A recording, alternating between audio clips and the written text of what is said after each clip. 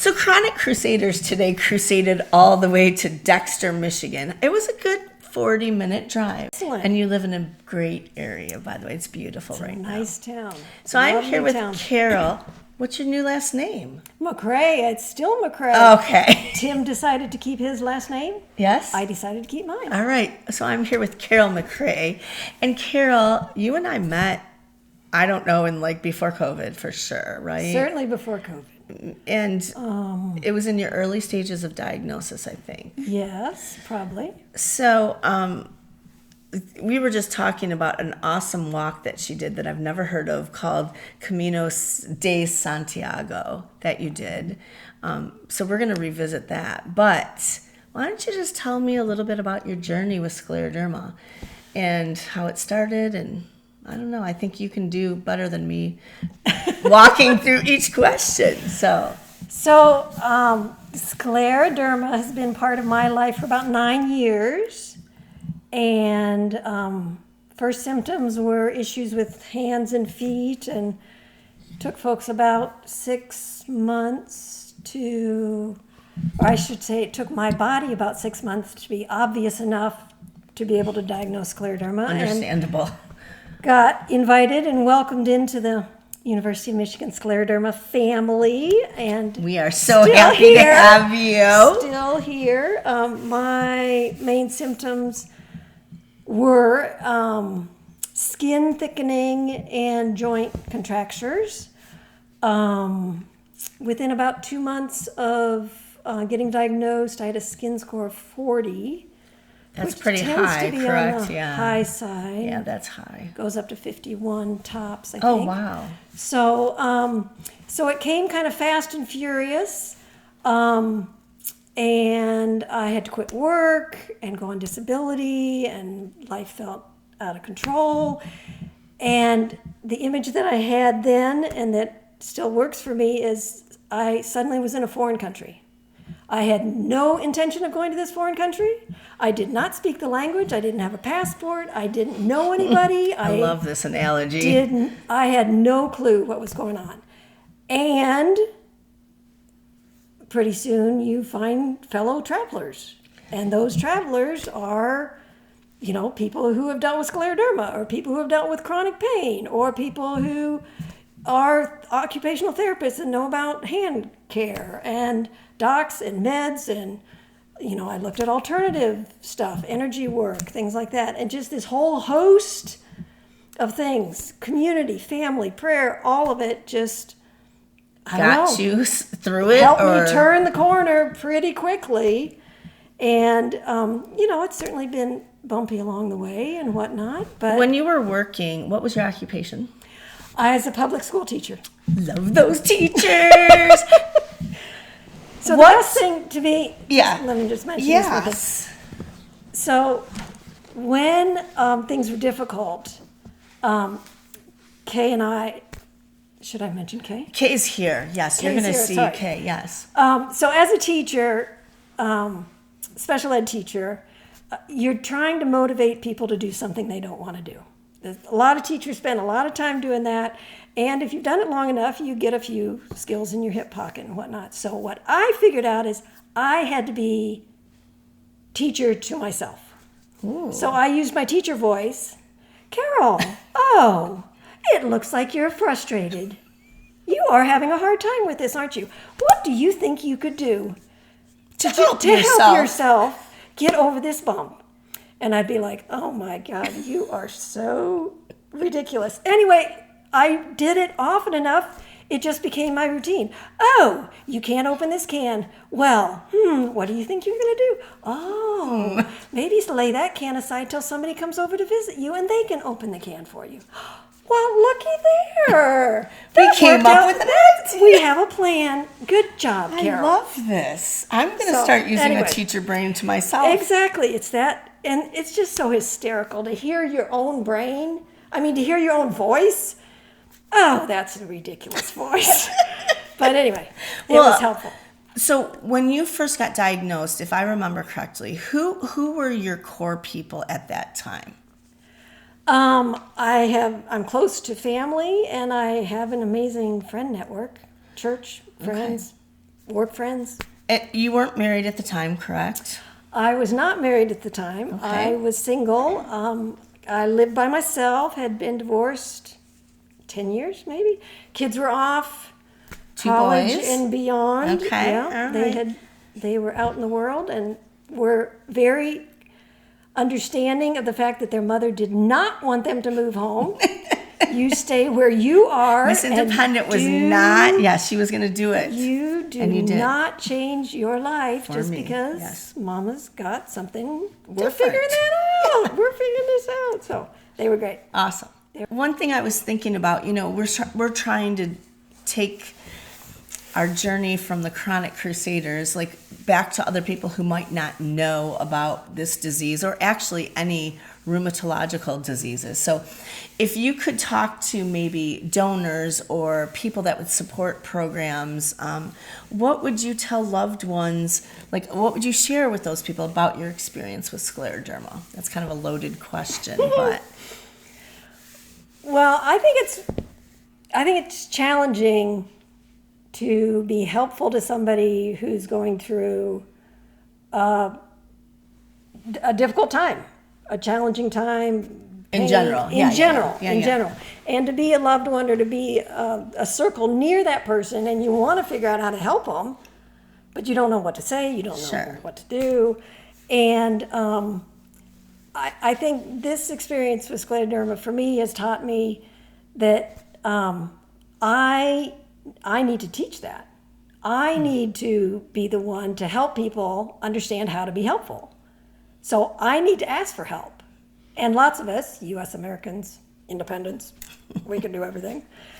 I think it's a lousy trait. We need to be dependent on each other. And to allow the person, the key person with the disease or the issue, to be able to express that. Like, I want to be independent and I will let you know when I need help. Yeah. And you can count on me. You don't have to second guess. I will let you know. And to honor the independence of the person. That makes sense, To honor my independence and be there for me when I need help, because I need a heck of a lot of help. Are you kidding me? Right. There's so many things that... What are some things that you need help with? And I'm looking over there at something that might be a helper for you, but... Oh, these guys? Yeah.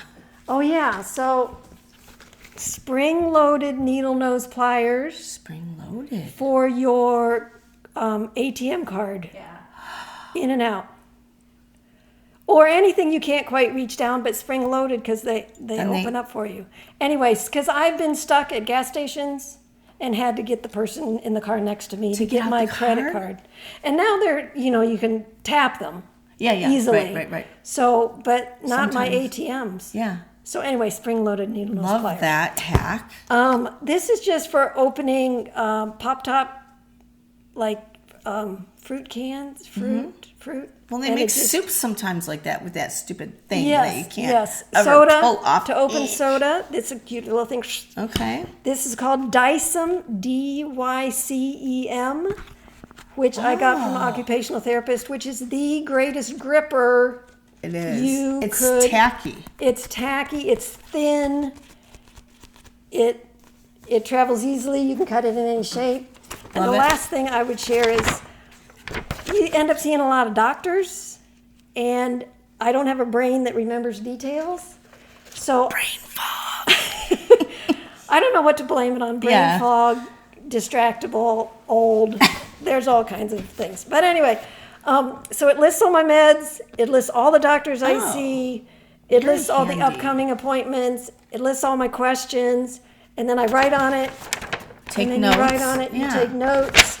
And so the next time I see that doctor, I can go back and go, what the heck did we do 6 months ago? Oh, that's so smart. I have a sheet. Or you go to the next doctor and you bring...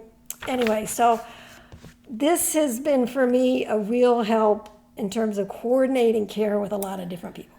That is a really great idea. And we like comprehensive programs that have all those doctors in one system, but sometimes you're in an area that doesn't have that. So I even like that better. So if you had 2 different portals, my passwords could be on that cheat sheet.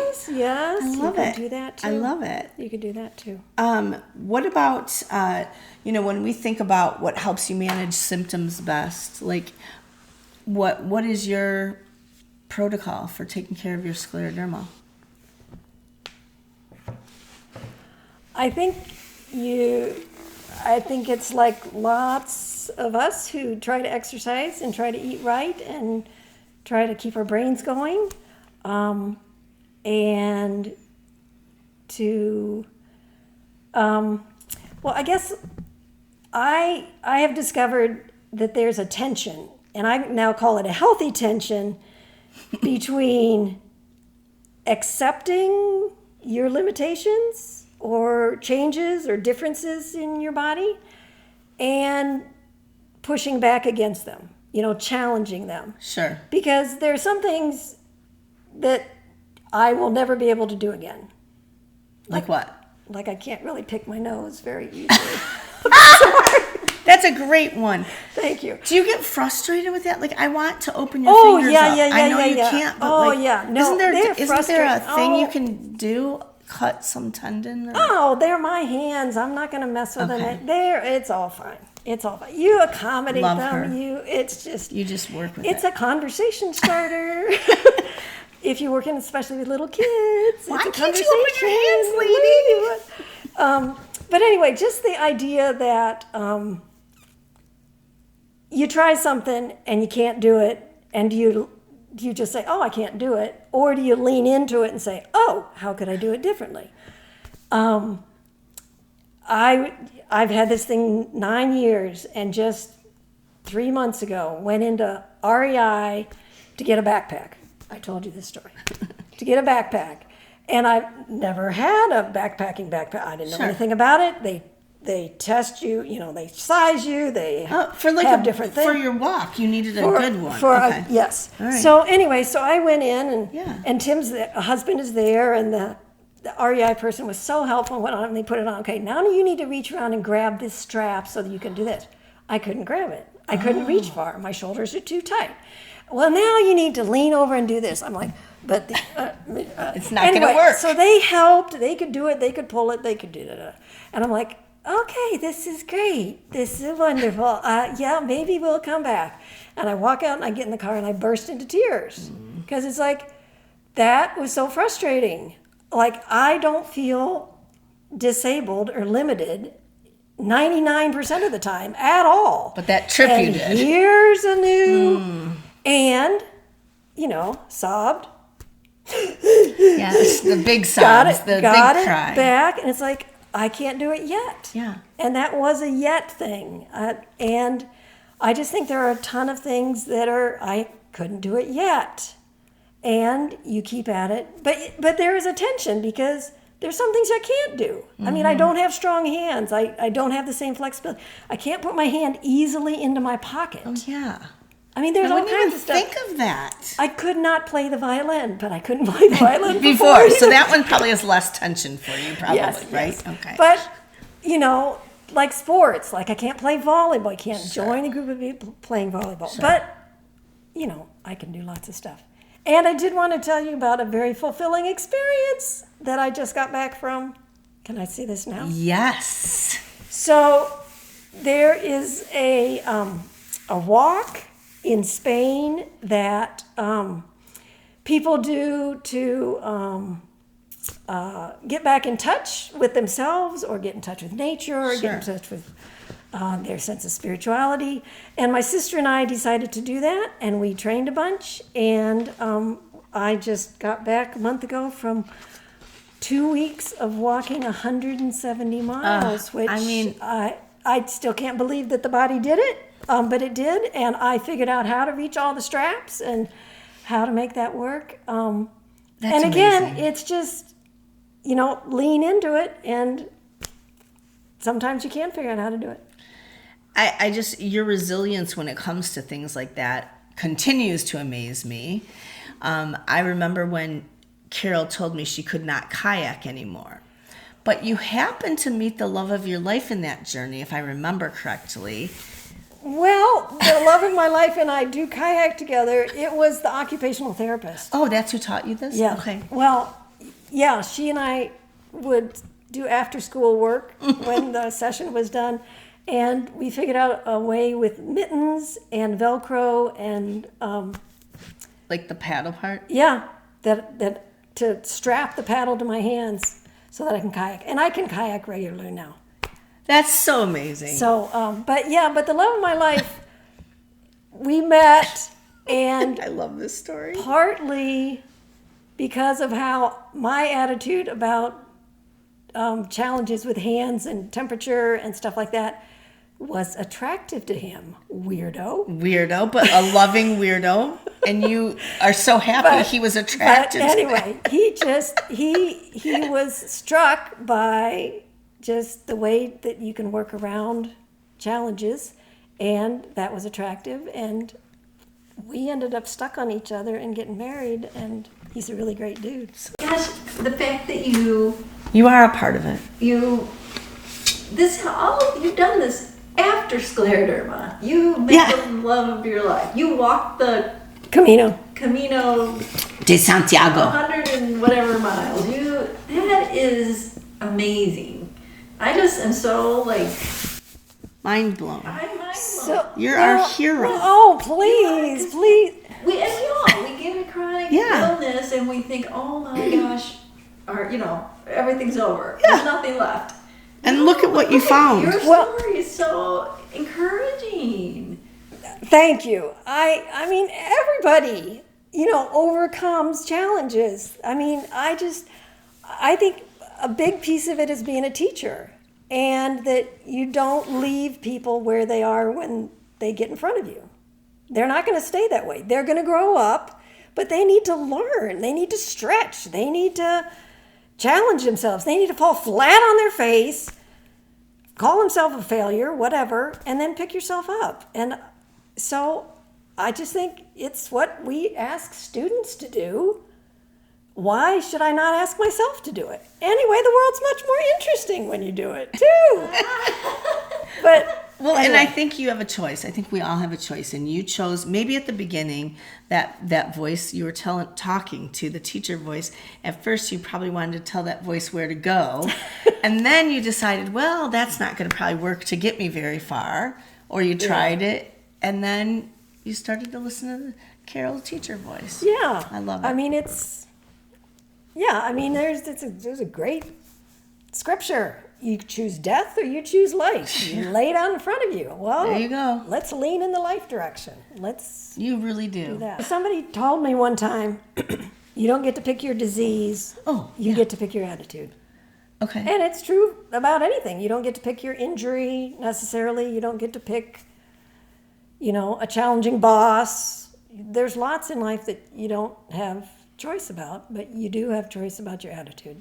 And I think that's like such a heroic way to put it, because I think we do have two choices. You can lay down and give up, and I mean, I'll have to say, do you have some days like that? You had a sobbing day for the backpack, but do you still continue after 9 years to ever have a woe is me day? No. Good. I mean, there are moments. But I think I know what words you wanted to use, but it's just like you just get it. You get it out of your system. You just do it, and then you go, okay, all right, fair enough. And I'm so friggin' privileged. I mean, I just don't struggle with poverty issues. I don't struggle. I'm a white woman in this country. I don't deal with racism. I don't deal with ageism. I have enough money. There's so much I don't struggle with that people struggle with day in and day out. My challenges are little baby, itsy bitsy challenges. So. Wow, Carol, I love you.